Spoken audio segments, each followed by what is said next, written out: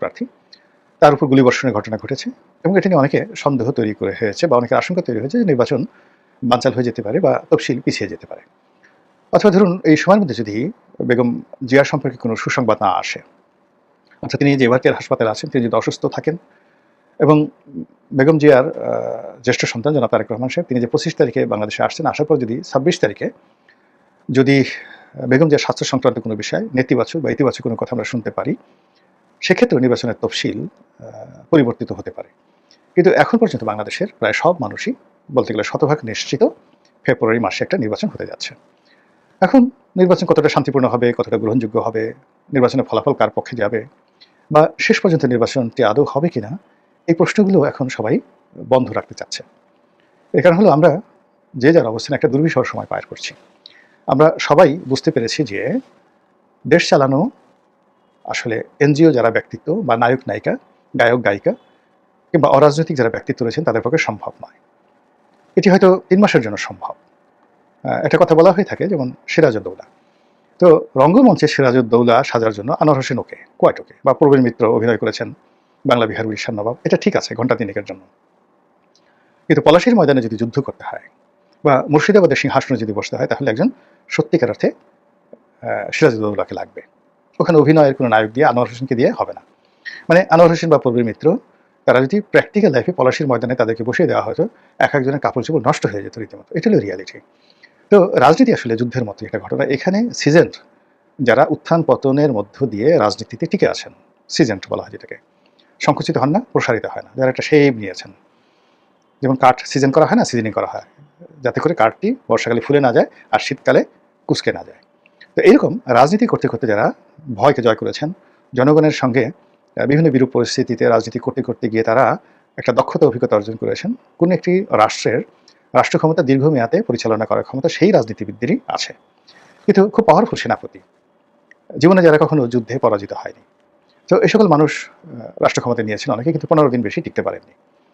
যেমন আলাউদ্দিন খিলজি, সম্রাট আলাউদ্দিন খিলজির যে সেনাপতি মালিক কাফুর, ইন্ডিয়ান হিস্ট্রিতে তাকে বলা হয় সবচেয়ে অজেয় সেনাপতি। তিনি কখনোই পরাজিত হননি আর তাকে কেউ পরাজিত করতে পারেনি। কিন্তু এই মানুষটি যখন আলাউদ্দিন খিলজির সিংহাসনে বসলেন, তিনি কিন্তু টিকতে পারেননি। খুব অল্প সময়ের জন্য তিনি চেষ্টা করেছিলেন, কিন্তু তাকে মরতে হয়েছে। কোথাও টিকতে পারে না। এর মধ্যেই কাউন্টার কু হয়ে যায়, কাউন্টার বিপ্লব হয়ে যায় এবং অরাজনৈতিক শক্তি চলে যায়।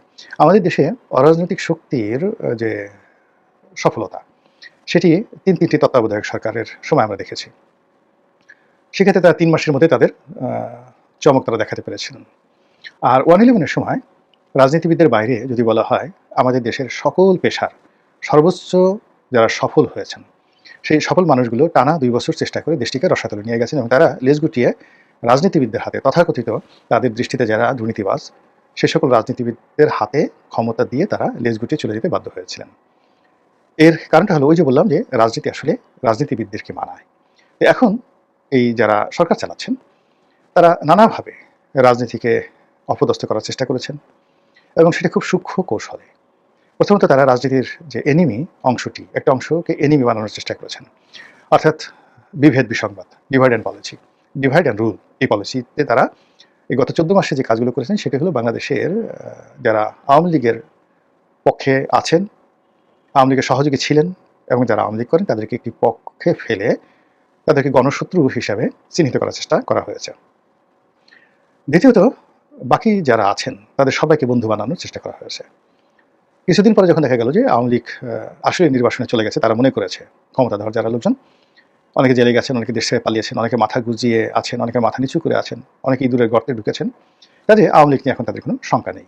তখন তারা যে কাজটি করলো যে বাকি আওয়ামী লীগের বিরুদ্ধে যে সকল রাজনৈতিক শক্তি রয়েছে তাদের মধ্যে ডিভাইড অ্যান্ড পলিসি, তাদের একে অপরের সঙ্গে সেই দেখা গেল যে ঝামেলা বাঁধিয়ে দেওয়া, বিভেদ বিসংবাদ তৈরি হওয়া বা তৈরি করা, এই জিনিসগুলো এখন বলতে গেলে ওপেন সিক্রেট হয়ে গেছে। তো এত কিছু করার পরেও দেখা যাচ্ছে যে সরকার স্বস্তি পাচ্ছে না। সরকার স্বস্তি পাচ্ছে না, এর কারণ হলো যে প্রায় সকল রাজনৈতিক দল আওয়ামী লীগের ভোটারদের জন্য রীতিমতো নির্বাচনের মাঠে মরিয়া হয়ে পড়েছে। বিএনপি, এনসিপি, জামাত, যারাই নির্বাচনের মাঠে যে যেখানে ভালো অবস্থানে আছে, তারা তাদের প্রতিপক্ষকে দমন করার জন্য আওয়ামী লীগ তোষণ নীতি শুরু করেছে। তারা বাড়ি বাড়ি গিয়ে আওয়ামী লীগ নেতাদের বিরুদ্ধে যে সকল মামলা হয়েছে সেগুলো তুলে নেওয়ার আশ্বাস দিচ্ছেন। আওয়ামী ভোটারদেরকে ভোট কেন্দ্রে যাওয়ার জন্য অনুনয় বিনয় করছেন। ভবিষ্যতে তাদেরকে পদ পদবি দেওয়া হবে, নিরাপত্তা দেওয়া হবে, এই ধরনের নানা রকম আশ্বাস দেওয়া হচ্ছে। এর ফলে কি হলো যে ঘুরে ফিরে সকল দলের মুখেই বারবার আওয়ামী লীগের নামটি চলে আসছে। এগুলো একটা। দ্বিতীয় যে ভয়, শেখ হাসিনা যেকোনো সময় ফিরে আসতে পারেন, টুস করে ঢুকতে পারেন, নির্বাচন বানচাল করতে পারেন। শেখ হাসিনার হাতে অনেক টাকা, অনেক ক্ষমতা। তিনি বাংলাদেশে যেকোনো অনার সৃষ্টি তৈরি করে যেকোনো পরিস্থিতিতে সরকারকে বেকায়দায় ফেলে দিতে পারেন। এই আতঙ্কের মধ্যেও বারবার শুধু আওয়ামী লীগ আর শেখ হাসিনার নামটি আওয়ামী বিরোধী যে শক্তিসমূহ রয়েছে তারা বারবার উচ্চারণ করছেন। তো যখন আপনি দেখবেন যে আপনার নাম যেকোনোভাবে উচ্চারিত হচ্ছে, it means you are alive. এখন আমরা এই যে আওয়ামী লীগ নিয়ে ভিডিও করছি, আওয়ামী লীগ নিয়ে কথা বলছি, গালি দিলেও মানুষ দেখছে, আওয়ামী লীগের পক্ষে বলেও মানুষ দেখছে। ইট মিনস আওয়ামী লীগের এখনও একটা ভ্যালিডিটি রয়েছে, এটা বুঝতে হবে।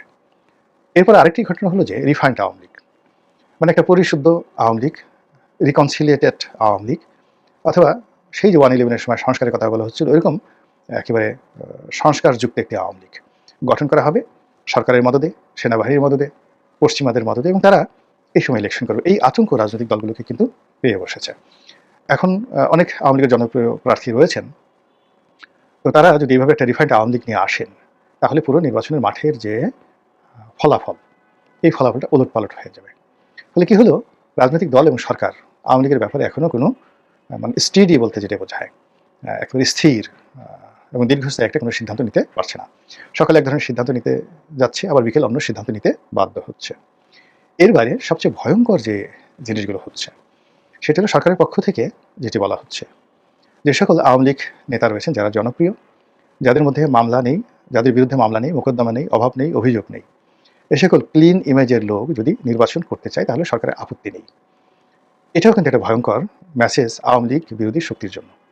এর কারণ হলো, এখন স্বতন্ত্র দাঁড়ান আর রিফাইন্ড দাঁড়ান, যদি শেখ হাসিনার পক্ষ থেকে বাধা দেওয়া না হয়, আওয়ামী লীগের যে এই মুহূর্তে যে কমিটি, বৈধ কমিটি আছে, সেই কমিটির পক্ষ থেকে যদি বিষোদ্গার করা না হয়, তাহলে রিফাইন্ড হোক কিংবা ধরুন স্বতন্ত্র হোক, নির্বাচনের ফলাফলটা ঠিক পাকিস্তান ইমরান খানের পার্টি যেভাবে ভালো করেছে ওভাবেই হয়তো একটা পরিবেশ পরিস্থিতি বাংলাদেশে তৈরি হয়ে যাবে। অর্থাৎ বহু সংখ্যক প্রার্থী, এমনকি তারা যদি ব্রুট মেজরিটি পায় ইমরান খানের মতো, এটাও কিন্তু আশ্চর্য হওয়ার কিছু থাকবে না।